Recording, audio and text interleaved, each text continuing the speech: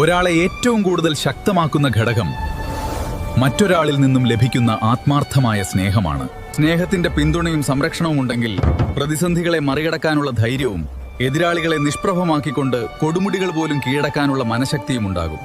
നേടിയെടുക്കുന്ന സ്നേഹം അതേ അളവിൽ തിരിച്ചു കൊടുക്കുകയും കൂടി ചെയ്യുമ്പോൾ ഇരുട്ടിനെ അകറ്റി തീ പോലെ ജ്വലിക്കുന്ന പ്രകാശമായി ആ സ്നേഹം എക്കാലവും നിലനിൽക്കും.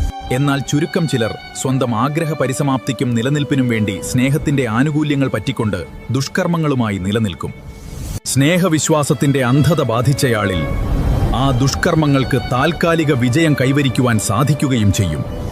ആ വിജയം അയാളിൽ വളർത്തുന്ന ആത്മവിശ്വാസം കൂടുതൽ അധർമ്മങ്ങളിലേക്ക് നയിക്കാനുള്ള പ്രചോദനമായി മാറുകയും ചെയ്യും.